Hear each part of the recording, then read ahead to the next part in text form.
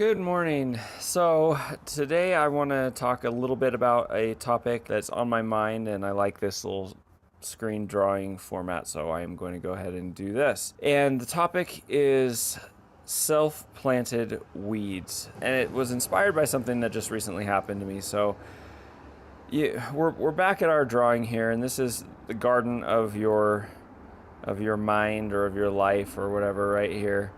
And it comes with some weeds, it comes with a bunch of different things. Let me just, because I'm going to be annoyed by this, let me just erase that. There we go.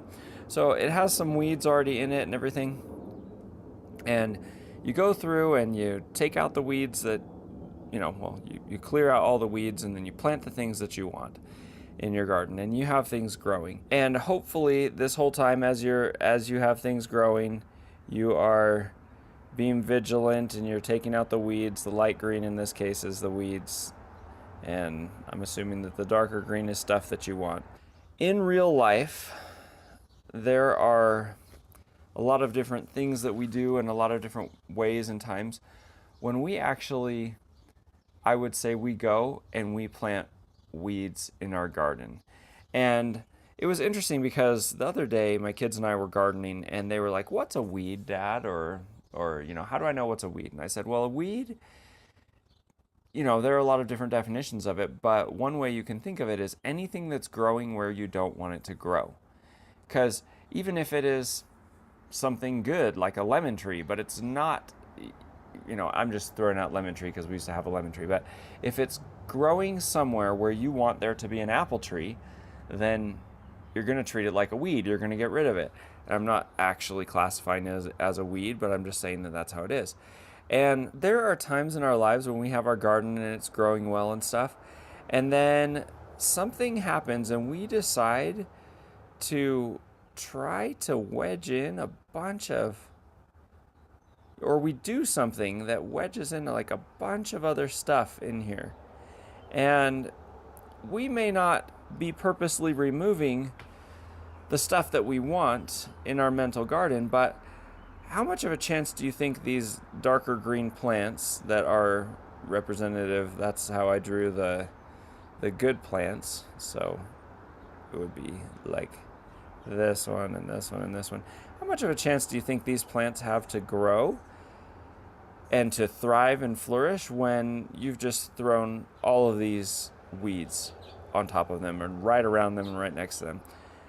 I'm going to go ahead and argue that their chances are a lot slimmer because of those weeds. And I will continue to refer to books that have really benefited me, but one book that has really benefited me is The Science of Getting Rich, and it talks about, well, actually Earl Nightingale says the same thing.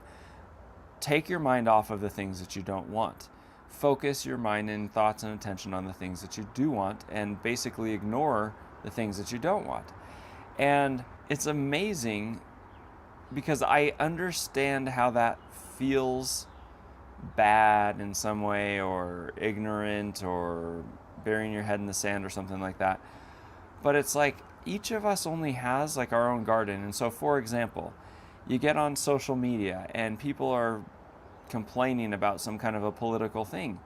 And you can decide to engage with them, and you can decide to sit there and to talk about a bunch of things. But the more time and attention that you spend, you are planting other things that you may not want to have growing in your garden. And they will stick with you in your mind too. It's not just like, oh, I just talked about this for 2 seconds and it's done. I mean, maybe if it is, then that's fine. You can throw something in there. But especially when it comes to politics, people are very irrational and quite emotional about things and everything, and it's really hard to not let that stay in your garden. And so I think that the major point, I'm kind of beating this to death, I feel like, but I think that the major point about this is when you want to listen to the positive voice, it makes a lot of sense to stay away from activities that will strengthen and enhance the negative voice in your life.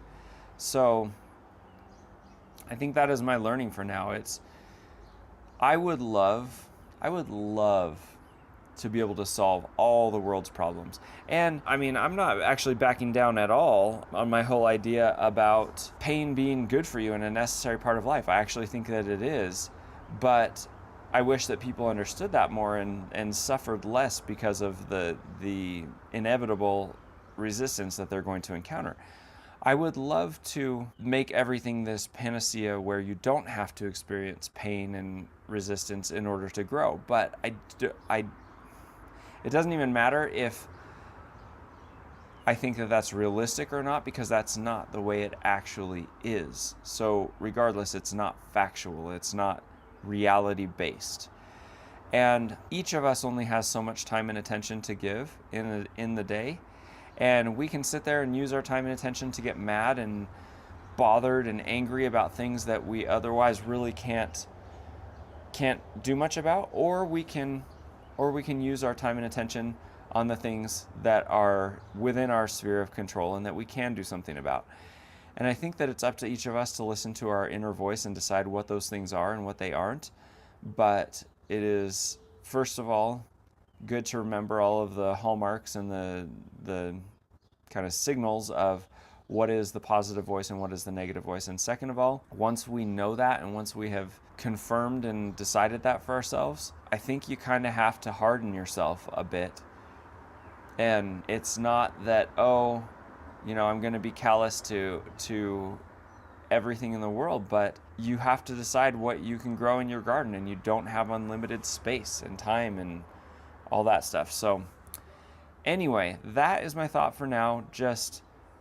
I think I've learned for myself that when I'm trying to listen to the positive voice, I need to be careful not to let in the negative voice and not to purposely do things that will make it thrive. And so that's it for now. All right. See ya. Have a great day.